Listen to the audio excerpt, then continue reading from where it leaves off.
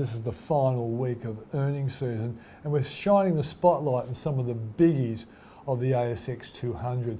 Wesfarmers, Ramsay, WiseTech and Woolworths. Can we call Ramsay Wamsy, Paul? Probably we can get away with close to the 4 Ws or the 4 Rs, Peter. Let's start with Wesfarmers, Australia's a really last big conglomerate. NPAT of $5.5 billion. Now, you've got to put that to one side because it included gains on the demerger of Coles and the sale of other assets. So underlying EBIT, or earnings before interest and tax, up 12.2% to just over Which looks good, it's a good number. $2.9 billion. A full year dividend of $2.78, Peter. That includes a previously announced special of $1 and a first half ordinary of $1 that included 5 months worth of Coles earnings. So the final dividend of 78 cents. So as a guide for FY20 in this new group, you'd be looking at around about $1.60 per share as a guide for FY20. Yeah. Going on sort of the highlights of the result was really about Bunnings, and you could argue that Wesfarmers is almost just basically a Bunnings business these days. A great business too. It contributes 55% of group EBIT, has return on capital of a staggering 50.5%, and the earnings from Bunnings are up 8.1% to $1,626 million. Also, Officeworks also improved, EBIT up 7.1%. Wasn't long ago they were talking about selling Officeworks, so that business the management has really turned that around. Has done pretty well. An improved performance of their chemical, energy and fertilisers division, and the acquisition of lithium producer Kibben Resources, that's set to be approved on the 6th of September. Some of the negatives was really about the discount supermarket bill, discount retail business of the Kmart group, which of course is the old Kmart plus Target. Target's still a basket case, sales still going backwards. Kmart sales are also down and slowing, so some real challenges there and earnings down for that division. The Blackwood Safety division, we don't talk about that too often, but that also was challenged. I think the major issue for Wesfarmers going forward is that two things. First of all, they've repositioned by selling a lot of businesses, but they haven't yet been able to sort of buy too many yet or grow too many. So, buying well has been more challenging than selling. So Rob Scott has still got to really prove himself there. And secondly, that if you take that to one side, the underlying earnings trajectory is a little bit weak. How much more can Bunnings grow? There is a Bunnings store basically everywhere, and there's really a lack of organic revenue growth. So look, pretty fully priced is my take on Wesfarmers. And the housing sector is in a funk, so that's not going to be good for Bunnings as well. Let's go to Ramsay. Yeah, look, Ramsay, Australia's largest private hospital operator, core NPAT up 2%. That was pretty much on guidance. EPS up 2.1%, and excluding the Capio acquisition they made last year, up 2.5%. A full year dividend of 151.5 cents. I think the highlights with Ramsay, the Australian hospitals are still strong, doing a lot better than they're compared to Healthscope, with revenue up 4.1%. That's still despite the challenges in the private health insurance market and pressures.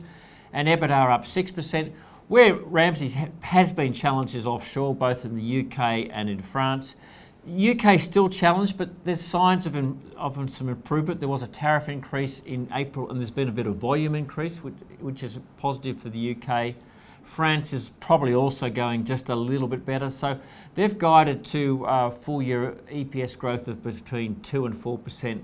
And EBITDA growth of 8% to 10%. That's probably where the market was expecting, but no disasters, no negative surprises. So, look, a workmanlike result from Ramsay. Buy, sell or hold, Paul? Look, I think Ramsay's a hold category, Peter. I think it's still a good stock to be part of your portfolio. It has a good history of growing earnings. The Australian business, they're number one in the marketplace. The demographics in healthcare are still positive for private hospitals long term. Okay, let's go to the next one. WiseTech Global. Yeah, probably the highlight of the reporting season. If you're not familiar with WiseTech, this is a company that produces logistics software used by 25 out of the top 25 freight forwarders in the industry. It uses partly a SaaS model, software as a service model, so all the big freight forwarding and logistics companies use their software. Revenue up 57% to $348 million. And importantly, of that revenue, 88% is recurring. So that means it comes year in, year out. It's not vulnerable to contract, terminations. The best kind of revenue. The best kind of revenue. EBITDA up 39% and net profit up 33%. Earnings up 27% to 17.7 cents per share. Yeah. And then there's actually a full year dividend of 1.95 cents per share. Now, to put those multiples in context, WiseTech is around about $35, $36, so it's trading on effectively a historic PE of about 200 times. on a prospective PE of about 155 times. That's based on their forecast for FY20, which is revenue growth of 26 to 32% and EBITDA growth of about 34 to 42%. Now, the market liked all those numbers, Peter. They were on the high end of both on what happened in 2019 and guidance for 2020. So is it a sell or a buy? Look, I mean, this has been a phenomenally successful company, largely built on acquisitions, but look, you're a brave person to go and sell it. Can I buy it at those sort of multiples? No. Do I miss that I didn't get into it earlier on? Absolutely. Yep. I guess if you got some, you just hang on. But I'd just be really scared getting in at these results. But I've been saying that since it was a lot lower in price, That's right. Peter. It's a very good company. So careful on that one. Let's go to Woolworths. Yeah, finally, it's the last big retailer. So we've had both Woolworths, Wesfarmers and Coles report recently. So again, got to be a bit careful with the underlying net profit after tax result. That included a gain in the sale of the petrol business and other discontinued businesses. Sales up 3.4% to $60 billion. That's from their continuing operations. And earnings before interest and tax up 5% to $2,724 million. Full year dividend 102 cents, up 9.7%. So shareholders have got a bit of a benefit. This result was largely online, Peter. I mean, maybe the market has priced Woolworths fairly expensively, but it was pretty much, I thought, according to guidance. Let's go to the highlights. I actually found more highlights than negatives, so market was a bit mixed on this, but Australian food earnings up 5.7% to $1,857 billion. Million dollars. Yeah, $1 million. Due to both sales growth and a lower cost of doing business. That means they're managing their costs pretty tightly. Yep. Accelerating sales growth, and they've actually killed Coles this year. So let's have a look at the graph on this. This shows their quarter by quarter sales. Quarter 3, 4.7%. Quarter 4, growth of 4.1%. And you can see the comparable store sales numbers, which is really the important metric. So this is as though this is not a result of adding or taking stores away. 4.2% and 3.6% in the fourth quarter. That's killing Coles. So Woolworths unquestionably is winning the supermarket sales war. The other thing was that the loss for Big W, this is the challenged discount department store business, it narrowed to $85 million. That was on guidance, but look, there was actually comparable store sales growth. Now, Woolworths is closing 30 Big W stores, but the ones they're keeping, there's actually some sales growth occurring. So they're actually a bit more positive on the outlook for Big W.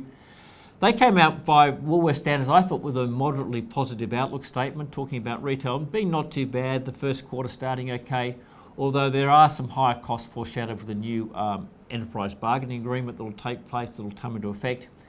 And they've reconfirmed that the Endeavour Drinks demerger is set for calendar year 2020. That's the Dan Murphy's business plus BWS plus the amalgamation with the Australian Liquor and Hotels business that they own in conjunction with Bruce Matheson.